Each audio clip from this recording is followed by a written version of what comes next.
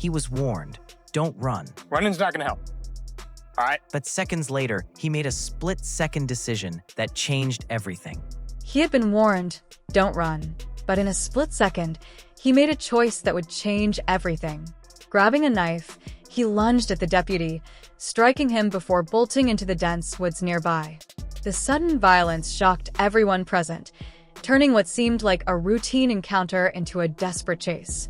Law enforcement scrambled, calling for backup, while the suspect vanished into the trees, leaving a trail of uncertainty behind. Nobody could predict what would unfold next. The tense hunt through the wilderness, the mounting fear, and the consequences that awaited him for that one impulsive, dangerous decision.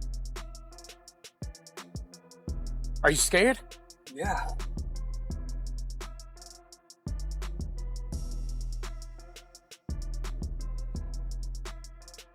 Hey, look. Running's not gonna help. All right? One, I run a lot. Okay? On the side trail, I'm here with him. Hold on. Look, we're gonna walk back, okay? Okay? Now, the thing of it is, you're still not in trouble, but obviously I can't trust you not to run anywhere. All right? So, come on. Come on. I'm gonna put you in handcuffs for now. Okay? God! Hey! Though the cut missed major vessels, the danger was real and immediate. Instead of reaching for deadly force, the wounded Deputy Williams stayed composed, radioed for aid, and pursued the suspect another 100 yards. But before we get to the shocking moment, it's important to understand how events unfolded leading up to it. Shortly after 12:40 p.m., deputies from the Hillsborough County Sheriff's Office arrived alongside clinicians from Grace Point to conduct an involuntary mental health evaluation, commonly known as a Baker Act, aimed at protecting someone in crisis. Family members reported that 21-year-old Nicholas Ferguson initially cooperated, speaking calmly with medical staff for nearly an hour. However, at 1:52 p.m., upon learning he would be transported for treatment, Ferguson suddenly bolted from the home and disappeared into the dense nature trails behind the subdivision. Deputy Charles Williams immediately pursued him on foot, while Deputy Nicholas Cruz followed in a marked cruiser, keeping visual contact. Williams eventually caught up and attempted a standard de-escalation approach: calm voice, open palms, and gentle, soft-spoken commands meant to diffuse the situation.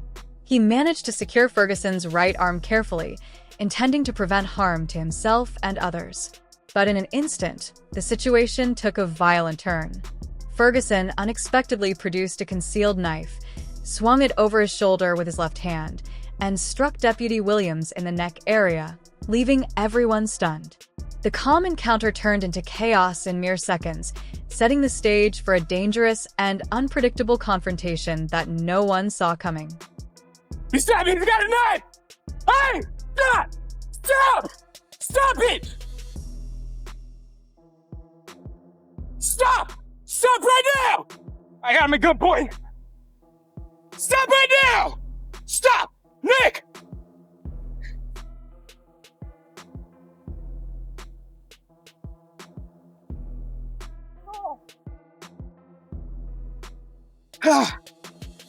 Stop! Stop right now! Put it down! Drop the knife! Throw it to the side! Put your hands behind your back! Put it behind your back right now! Put your hands behind your...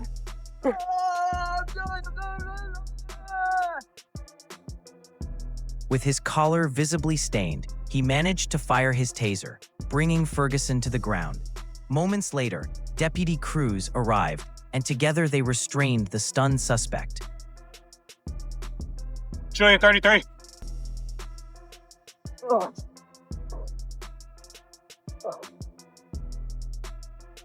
Am I bleeding? Huh? Am I bleeding? Yeah, you okay? I don't know. What happened? You're reaching to stab me. Feel like go. Queen of medical, come in, medical. Julian 33. Got stabbed in the neck. Get EMS rolling this way. Hand to him. Here. I got quick clot. Here. Here. As medics rushed in, fellow deputies applied quick clot gauze to the wound, a critical tool proven in combat settings to stop heavy bleeding within seconds. Within 40 minutes, Williams was being prepped for surgery, and remarkably, he was able to walk out of the hospital in under 24 hours.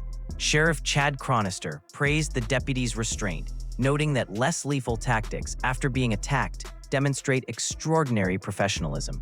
Though the cut thankfully missed any major blood vessels, the threat remained serious and immediate. Despite the pain and the danger, Deputy Williams maintained his composure, refusing to escalate with deadly force. He calmly radioed for backup while continuing to pursue Ferguson through the dense trails for another 100 yards, determined to keep the situation under control and prevent further harm. All right. Hey, pressure. That's good.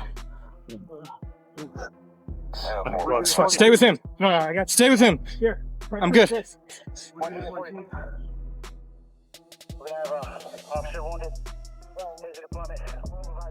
Sheriff Chronister's office confirmed that Deputy Williams will receive counseling and additional support following standard protocol for traumatic incidents.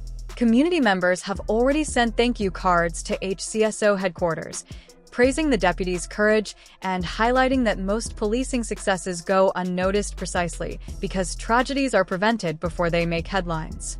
The episode concluded with one deputy recovering, one suspect in custody, and a community grappling with what protect and serve should look like in 2025 and beyond.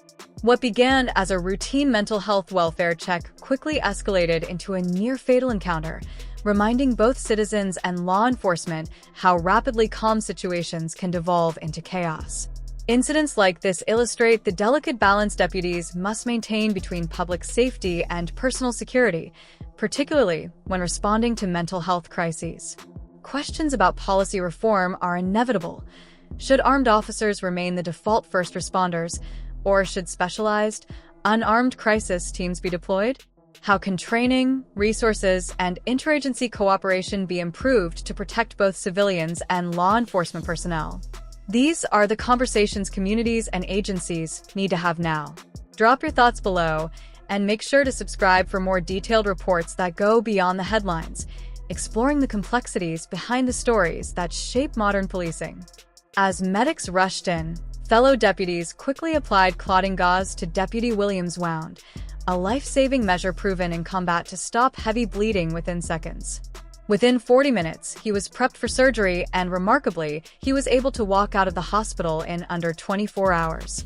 Sheriff Chad Chronister praised his restraint, emphasizing that using less lethal tactics even after being attacked reflects extraordinary professionalism. Ferguson was charged with attempted felony assault on a law enforcement officer, along with violent and nonviolent resistance, and was held without bond.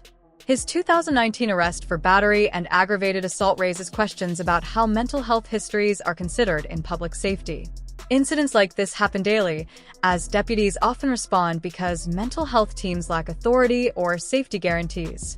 Critics suggest pairing clinicians with trained crisis intervention deputies to reduce violence, while supporters argue deputies are necessary for safety.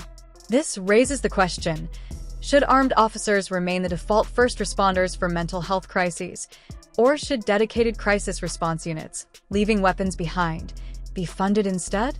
Deputy Williams, a 3-year veteran, says he's eager to return to duty once cleared.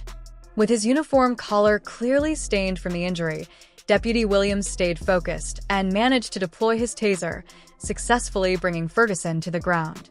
Almost immediately after, Deputy Cruz arrived on the scene, and the two officers worked together to restrain the shocked and stunned suspect, securing him safely and preventing any further escalation of the dangerous situation.